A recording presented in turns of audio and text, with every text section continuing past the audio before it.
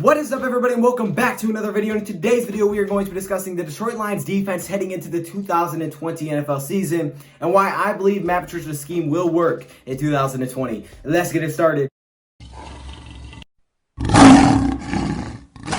Welcome everybody to another video. Glad you guys are here. Today we are back once again and talking about this Lions defense. We have done a lot of videos on this Lions defense, just little parts, right? We just touched on little parts. And in today's video, yes, we're going to be discussing new players that they brought in a little bit, but it's not just me saying, hey, you know what, they brought in this guy, the defense is going to be better. That's not what it is, okay? It's not me saying the team chemistry is better, they're going to be better. Because we've talked about things like that. So if you want to know why I believe, the team chemistry is a huge factor and the whole Darius Slay moving and so is Quandre Diggs is actually a good thing, you guys go check that out in some other videos. But today, we're mainly focusing on that scheme. Because stop me if you've heard this before.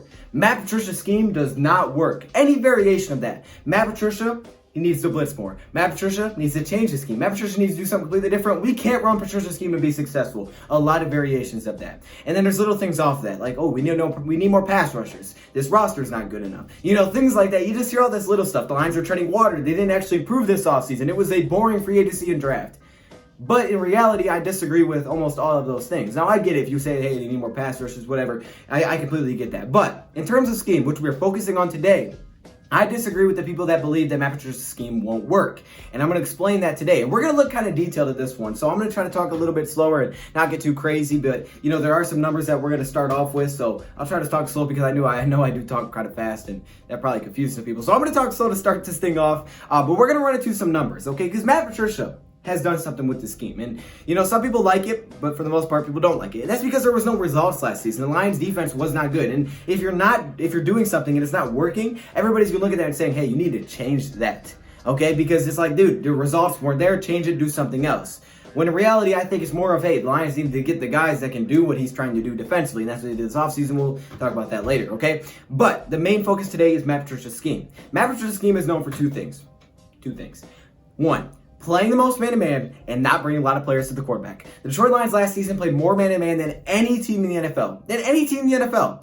And they also only brought 2 or 3 players to the quarterback 27% of the time, which was by far the most in the NFL. 27% of the time you only brought 2 or 3 players to the quarterback. Most people were saying, oh my gosh, well that was the problem. That right alone was the problem that needs to change. It may change a little bit, but for the most part, this is Matt Patricia's way of doing things. That's just how he goes about it. So I think, we may blitz a little bit more next season. We maybe don't bring 2 or 3 that much. We may do it a little bit less. Knowing those two things, how can the Detroit Lions build this roster to make that work? That's what we're going to be discussing in today's video, why this scheme will work based on what they did this offseason. So let's start off with a little bit of numbers. That way I can kind of put this all into context. Okay, so we said 27% of the time the Lions brought 2 or 3. Last season, 3% of the times they brought 6 or more, 9% of the time they brought 5, and 62% of the time they brought 4. Now, DVOA, it kind of takes everything into consideration. Well, last season, in terms of DVOA defensively and how many players you rushed, the Lions were the most effective when they only brought 2 or 3 players. They were ranked 14th in the league across all teams that brought 2 or 3 players. Every snap a team brought 2 or 3 players, that's it. That was recorded, the Detroit Lions were 14th in the league. Now, it is above average, so honestly, yeah, last year was that bad that we'll take it. It was their best, because when it comes to bringing 4, the Lions were 30th in DVOA. 5, the Lions were 31st in DVOA. So the Lions were way more efficient at only bringing 2 or 3 pass rushers. And we know that's Matt Patricia's thing. Back to the man-to-man part, okay? So you played the most man-to-man in the league. How do you beat man-to-man? Well, it's kind of universally known now that the best way to beat man-to-man is crossing routes. I mean, it's just a consistent way to do it. It's the best way to do it. It's the most efficient way, and certain teams can do it better than others, right? If you don't have any fast receivers, no quick acceleration receivers, it's not going to work as well. But if you're a team like the Chiefs, which they did constantly over and over and over and over crossing routes against us, that's really where you're going to find your success. And if you're a Michigan football fan, you know this as well. Even an Ohio State fan, because that's all Ohio State did to Michigan. They ran to cover 1 man-to-man, and it was crossing routes, and it was like Michigan can't stop anything. There are ways to combat a crossing route in man-to-man. It doesn't necessarily mean you just have to go right to zone. Now, Matt Patricia did mix in some zones. There was some disguises. I saw that even more today. Not getting into that too much, but he did a little bit. But when you're in man-to-man, you're playing the most man-to-man. How in the world are you going to stop crossing routes? Because that's how teams dominate you. If you go watch the Chiefs game, the Lions were getting destroyed on crossing routes with that speed, okay? Slot receivers, outside wide receivers. It was just like, oh my gosh, you got Mecole Hardman out there. Reason he only brings 2 or 3 players. And it's a lot of linebackers. Linebackers need to do really well, and cornerbacks need to do really well. Now, we've talked about this before. Hey, your cornerbacks are what Matt Patricia has focused on this offseason. I mean, he's clearly putting emphasis on fixing the cornerback group, right? So you moved Darius Slay, which I know some people are saying, well, it's a mistake to move Slay. Look, I understand why they moved Slay. One, the team chemistry was a mess there, okay? It was. Let's be honest with ourselves. Team chemistry is so overlooked, but it's super important. You need guys that are going to buy in. He wasn't buying in, let's be honest. He also wasn't having his best season. So in terms of just the business aspect, there was no reason to give him an extension. I mean, I can see why Lions didn't. Now, would I have been mad if they did? No, but I mean, still, with everything that was going on, if Matt Patricia and Bob couldn't be a future, which you have to believe they are, keeping him around probably wouldn't have made any sense. He was ranked the 83rd cornerback by Pro Football Focus. Take that however you want to. But on field, it just wasn't that great, and you're going to give this guy an extension, okay? That's what you would have been locked into. So Lions were like, you know what? We're not going to do it. We're going to fix that a different way this offseason. And clearly the Lions did. You know, they go sign Desmond Trufant, right? They go sign Darryl Roberts. They already signed Justin Coleman the year before. They go draft a top corner. At number 3, he took a corner. Now, at the time, you know, I was kind of like, oh, I kind of would have been okay with taking Simmons, or I would love to trade back, but there was no offers. But as I've looked back on it, you guys know my opinion has completely changed. I love the fact that we took Okudah because I've done more research on the short Lions defense schematically and why they would take Okudah, and it makes tons of sense that they would take Jeffrey Okudah for what Matt Patricia wants to do. And we're going to discuss a little bit of Jeffrey Okudah in today's video as well. So you went all out on that secondary, you built that secondary, okay? So that's great. But you're still going to get beat on crossing routes, you would think, because Okudah's not the fastest corner in the draft, right? He's not the fastest cornerback out there. Desmond Trufant's not the fastest cornerback. We know that. Desmond Coleman's kind of fast. Linebackers are the next big part. We're going to go into this on the field. I'll show you. But next up, linebackers. Linebackers are extremely important. Now, last season, the Lions had a couple of problems at linebacker, okay?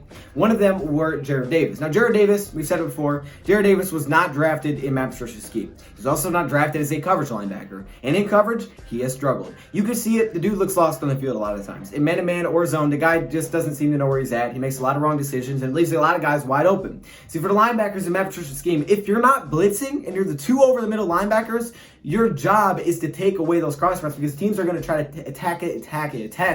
So the job of the linebackers is to take that away. Now, obviously, they're not watching wide receivers and chasing them because they wouldn't be able to keep up for 1 and 2. That just wouldn't work, right? They follow the quarterback size, they read the quarterback size, and they try to, look at get in front of those windows. So the quarterback may have to, hold it a little bit longer than he wanted to, or maybe think about that route a little bit longer, put him in a worse position, and throw off the timing a little bit. That's what the linebackers are supposed to do. Jarrad Davis couldn't do that last season because the guy wasn't always even covering the right player. I mean, sometimes he was just all over the field. It's like, Jarrad, what are you doing?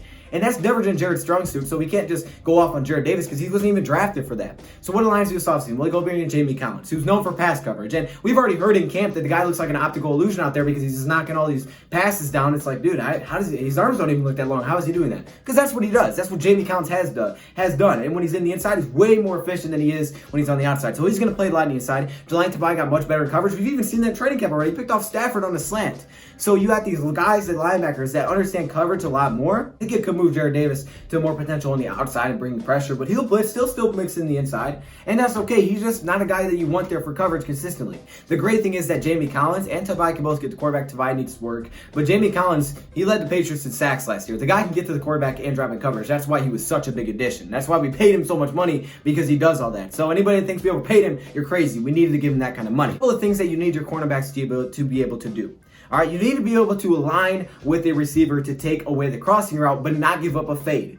Okay, so basically this is how it goes. There's certain teams that you'll watch and certain cornerbacks that are maybe better at one than the other. And it also depends on what everybody else is doing in the defense on how they're going to cover him.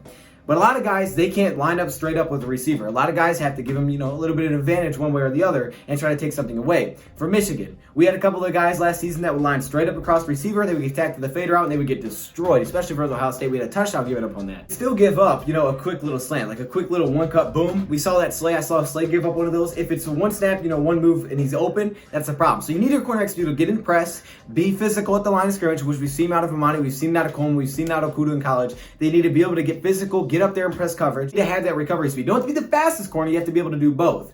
Now, one big problem that continuously comes up with corners in man-to-man against crossing routes is that as soon as they go across, they set a lot of picks are usually set by offenses. They set up a lot of design picks. So usually you have your receiver coming across the middle, and then you got this cornerback that's looping around, and he's trying to catch back up, and it's like this. Linebackers are supposed to be the guys that are dropping into coverage over the middle to take away that look, right, that window over the middle. So that's where the linebackers come into play. Now, last season, the Detroit Lions did that because, again, 27% of the time they only brought 2 or 3 players. But what the big problem was here is that even though the Detroit Lions would drop these guys into coverage, half the time they couldn't cover anybody because they had big problems there. So the middle was constantly open, right? So even though you had these 2 guys in the way, a lot of times they weren't in the right positions. And the linebackers are just reading the quarterback's eyes, right? They can't see the receivers. So they're reading the quarterback's eyes. They're kind of just sitting there. And you don't want to be perfect. You're not going to be right on the guy. And you're not going to, chase him step by step because, he's too fast. What you're trying to do is just make it so it's a tougher pass, it's a tough decision, something's not there, the first read's not there, the window's not there. Force him to hold the ball a little bit longer and let that cornerback that's looping all the way around recover. And a perfect example of that is Jeffrey Okudah versus Washington. I know you've seen this highlight a lot. Okudah versus Washington, right? A lot of traffic, a lot of Okudah brings to the table. It's not necessarily your 40 time, it's recovery, right? He's done this on multiple passes. You can get him a pass over the seam. He also has intelligence to switch off. Some teams against man will run the scheme of switching off receivers. Well, hey, your guy crosses, they're setting a little pick, I'll take him. He did that last year a few times with Ohio State. It'll allow him to switch off, make a big play on the ball. You're just kind of handing everything off. You're not trying to follow your guy through all the problems. Okay, well, hold up. So, you know what? Why would you keep dropping the coverage then if they can't cover? Well, here's why. Because if Detroit Lions would blitz, now all of a sudden, whether it's 1 or 2, both your linebackers, 4 or 5, whichever you're bringing, now you have nobody over the middle. So basically the plan is with this is when you're blitzing the middle linebackers is you're hoping that the cornerbacks can hold up for the first couple of seconds and that forces the quarterback to hold on to the football. That way that pass rush and the pressure you send can get there. Jared Davis, very good at blitzing, okay? That's where he thrives. You're hoping those guys can get there because they weren't great in press, right? They weren't great at manning a line, getting up on that receiver. They weren't great at that. That's where they struggled. The Lions couldn't take advantage of the blitz, so they couldn't blitz, and when they were dropping the coverage, half the time it would work, and the other half the time it wouldn't work. We've seen some good examples of it working. Go back to Washington, right? Amani Oruwariye chasing his receiver around. We see pretty solid, he's pretty solid reading the quarterback's eyes, and it makes it a very difficult throw for Haskins. It was a great throw, one-handed grab, and even though it's a tough grab, that's exactly what you want defensively. Now, Amani, it would be great if you could have, recovered that a little bit faster, but that's what you want. You want to make that pass really difficult. If the linebacker's not even in the right spot, then all of a sudden, he's just going to be a wide open pass right over the middle. You bring in Jeffrey Okudah, who can man up, press up, get in the grill. He doesn't have to give up one or the other. He's going to make it very difficult, and it's only the first couple seconds. Now, obviously, if you blitz and that pass rush doesn't get there, it's going to be a problem, but that's how every blitz works, right? It's a risk-reward. That's what a blitz is. It can work, it can force turnovers, force incomplete passes. It can also give up big plays if the pass rush doesn't get there.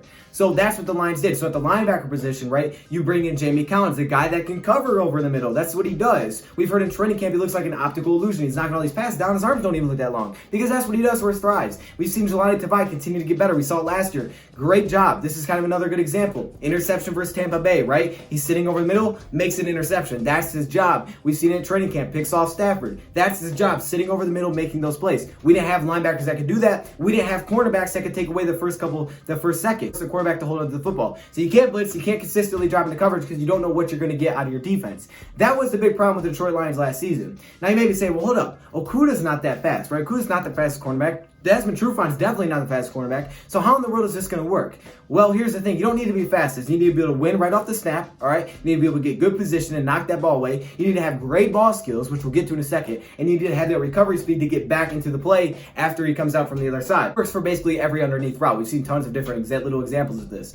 But for example, okay, you got guys with ball skills. Michigan versus Ohio State. I believe it was David Long. And it was a difference because they had, I can't remember who the other cornerback was, but they had 2 cornerbacks. They put in David Long, and he covers the crossing route. David Long's a little bit faster, so he's able to keep up. But what David Long did well is as soon as he caught it, he knocked it out of his hands, pass breakup. Even though it was a great throw, got the pass breakup. What did Rashaan Melvin lack last season? Not his ability to tackle. Okay, he was pretty athletic. Rashaan Melvin lacked the ability to make a play on the football, especially when the wide receiver had it. As soon as he caught it, he was like, yeah, he's catching that one. He's not knocking the ball out. Justin Coleman, where did he thrive? He allowed that first grab, but he had the ball skills to knock it out of his hands. That's where he thrived early. Lions didn't have that with Rashaan Melvin. He wasn't making any plays on the ball once the dude caught it. Desmond Trufant has the ball skills. Okay, he's not a better tackler. He may not even be more athletic than Rashaan Melvin, but he has ball skills. 4 interceptions in 9 games. He makes interceptions. The Lions were last in the league in interceptions last year with 7. 7 on the season. I'm not making that 7. 7 interceptions. The Lions need guys that can make the play, get some passes defended, right? Get some passes deflected. That's what they need. And that's what Jeffrey Okudah brought in college. That's what takes his game to another level. It's not his speed.